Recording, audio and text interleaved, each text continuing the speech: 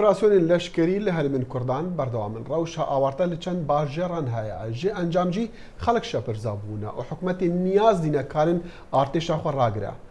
سەبارەت سەرڤێژرە ئیرۆ تەقینەك لە ئەستەمبولی بوو ji بۆ شرۆڤەکردنا ڕەوشە نەها لە تورکیا نەها ڕاستەوخە ji stûdiya dengê Amerîka li Londonê Dr. Sîvan Saîd Şerezayê pirsên Kurdan digelmeye. Dr. Sîvan roj baş bigiştî ev aloziyên li Tirkiya dibin çendê peywendî digel rewşa herêmên Kurdan heye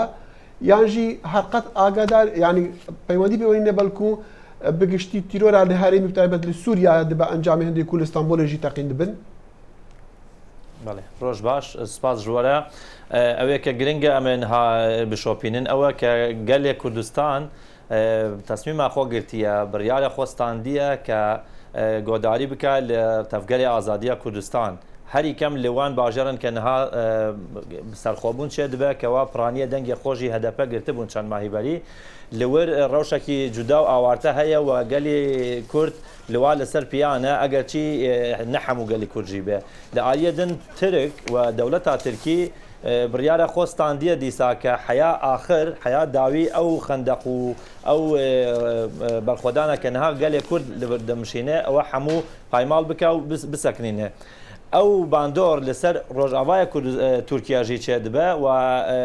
نەپەکەکە بتەنێ بەلکو و هێزێن دنێ ناوبەر یان نێزیکی پەکەکەوەکی هەڵۆیان تەیرێن بازێن ئازادی کوردستان تاک بە ئینگلیزی دبێژن وانە بڕیار ستاندیە کە شەڕێن دن ببن ڕۆژاوایە تورکیا و تشتێک ببێ ینی ئەس لەبەندا بووم ئەو تەپەقینە ئیرۆ ئیستانبول لەسەر وانات چێ ببێ لێ ئەنها ئۆردۆگان سەرۆکی تورکیا دبێژێ کە ئەو کەسێکی سووری بووە و 27 ساڵ ئەمرێویە و ینی ئاواکی گشتی ئەم بێژن تیرۆرە لێ مخابن ئەو قەوەتا کورد نەهەقاسە کە بکارێ دەوڵەتا تورک بسەکنینێ کە دیسا بێ سەر ماسە لەبەروەیەکێ دیسا گەلێ کورد وە تەفگەرە ئازادی لازمە دیسا بیر بکە ئایا دکارێت تیرۆر ببە جەیەکی دن و دیسا وێنەیە کورد خەراتر ببێت لە عالیە نێودەوڵەتی یا بکارێ ئەو سەرخۆبوونە کە خۆ ئیلان کردە بناچاری کە ئەو ڕاستی ناچاریە کە شتێکی نەباش بوو دیسا بکارێت دەست بۆ بێ بگرێ و بەرخۆدانێکی دن بمەشینە. دکتۆر جەنابە ئاماژە بەوە دەکەی کە دەڵی کورد لە تورکیادا بڕیارەکانی خۆیان داوە بەڵام بۆ حکوومەت چۆن ئایا حکوومەت دەتوانێت بگاتە بڕیار بە تایبەتی کە هەندێک لە چاودێر لە تورکیا ئاماژە بەوە دەکەن جیاوازی ڕوانین هەیە لە نێوان ڕەجەب تەیب ئەردۆغان سەرۆکی تورکیا و ئەحمەد داوودۆغڵو سەرۆکوەزیری وڵاتەکە. بەڵێ لە ڕاستیە ئەوەی کە ئێمە ئێستا دەیبینین سەرۆکوەزیر دەسەڵاتێکی زۆر کەمی هەیە و ئەو تۆڵەیەی کە ئێستا بەڕێز ئەردۆگان دەیکاتەوە لە گەلی کورد و لە هەدەپە بە تایبەتی ئەوەیە کە نەیان هێش بە تەواوی و بە شێوەیەکی ڕەها ببێتە سەرۆک لەبەرەوە ئەو هێزە ئێستا لە دەستی ئەردۆگاندا زیاتر هەم سوپا هەم ئەو خەیاڵی کە ئەو دەیەوێت کە دەوڵەتەکە با بە دەوڵەتێکی زۆر سەرۆکی نەک پەرلەمانی لەبەرەوە ئەو قووەتەی داودۆغڵو ئەوەندە نینە بەڵام ئەگەر ئێمە تەماشای هەموو وێنەکە بکەین ئەو هێزانەی تری دەرەوەی ئەکەپە و هەدەپە بەڕاستی وەکو جەهەپە وەکو مەهەپە تەواو بێ دەنگە بەڵام جەهەپە دەنگێکی تێدا ئەیلانی کەم فراکشنێک لە ناو جەهەپەدا ئەوە لە حاڵ دەگرێت کە بەڕاستی هەڵەیەکی گەورەیە ئەوەی کە ئێستا دەوڵەتی تورک دەیکات بەڵام هەتا ئێستا ئەم دەقەی من و تۆ قسە دەکەین لەسەر ئەم بابەتە دەوڵەتی تورک تەسمیمی گرتووە کە بە شێوازە کۆنەکە ڕوبەڕووی ئەم سەرهەڵدانە بێتەوە ئەویش شێوازی سەربازیە و ڕوانین بۆ کێشەی کورد وەکو کێشەی تیرۆر نەوەکو کێشەیە و ئەم بەیانە ئۆردۆگان دیسان گوتیەتی کە هەتا ئاخر ئێمە شەڕی تیرۆر دەکەین ئیدی ڕوونی ناکاتەوە شەڕی تیرۆر یەکسانە بە شەڕی 6 ملیۆن دەنگدەری هەدەپە یان شەڕی 5,000 چەکدار یان 10,000 چەکدار لە چیاکانی کوردستان. بەڵێ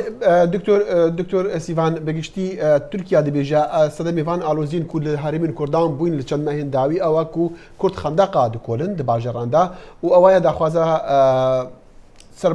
سەرخۆبوونی دیکن یانژی خۆسەریە دیکن هەتا چەندێک کورد سەبەبێ vê ڕەوشە ئالۆزن لە تورکیادا. بەڵێ مەخابن وەکو کریتیکە ئەس بێژم پاکەکە حیا نەهاژی دوو تش دخوازیە کە چێ نابە یعنیش بۆ 17 ساڵی بەری وەکی پەکەکە وەکی ساحبی تەفگەری ئازادیا کوردستان دخوازێ ڕۆژێک دەوڵەتا تورک و هەری کەم خەڵکی تورک ئیقنا بکە کە گەلێک کورژی گەلن و مافێوان هەیە لێ دیسا ئەو هەر وەخت بێمەفا دمینێ ئەیڕۆکە خەندەق چێ بووە لە باکوورە کوردستان و جۆرێک ژە خۆسەری خۆڕێوەبەری نەها هاتیە ئیلانکردن کە بە شێوەیەکی زێدە بەرتەسکە ینی بەربڵاو نینە ئەوە شتێکی ناچاریە گەلێ کورد بە حەزێ خۆ خەندەق چێ نەکریە لێ ئەگەر ئەو خەندەق و تشتیژی نەبا ڕاستی ئەتە شاتۆرێک دەکەوێت ناو کۆلانان و ئەو قەتلیامە کە بەری چێبوویە زیادەتر چێ دکا لێ ئەو خەندەق و تشت بە باوەڕی من نە تشتێکی استراتیژیە دیساوەکی ئەو احتیسابی مەدەنیە مەهەبوو ساڵی 2011 احتیسابی مەدەنی مەدیت کە تەنێ هەنێکی فشار بوو لەسەر دەوڵەتە تورک مەسەن بە زمانی کوردی نوێژ دەکردن بە زمانی کوردی چون لە قادا تشت دەکردن ئانها ئەو خەندەق وەکی بەشێکە ji بۆ پشتی وێ کە چەند ماهێ بەلکێ دەوڵەت تاتورک دیسا ئیقنا ببێ وەرە سەر ماسەیە گفتوگۆ ji ber ku hûn dizanin niha mase nemaye Erdogan maseyê xwe hêlaye ji ber ku ez bêjim ew ne tiştek stratîje jî îroda Belê mase nemaye danûstandin nemane lê heta çendî Kurd wê yan bersiva Kurda wê çi be bi kurtî Diktor Sîvan nîv deqîqa ji wextê me maye بەڵێ ئەوەی گرنگە گەلێ کورد نەها باشتر هۆشیار بووە و ریزێ یەک ریزیە گەلێ کورد و تەوگەراوی ژ قەندیل ژ ئیمراڵی ژ برۆکسل یان بێژن ئەوروپا و ژە هەدەپەژی ژە ئامەد و ئەنقەرە و ئیستانبول هەموو یەکە یەک خیتابێوان هەیە یەک گفتمان و گوتارێوان هەیە ئەوە تشتێکی گرنگەش بۆوانە و باوەڕم ناکارن ژیانەوان خەراتر نابێ باشتر دەبێت دکتۆر زۆر سپاسە دەکەم بۆ میوانداری لەم بەرنامەیەدا سپاس بۆ تێبینی و سەرنجەکانت.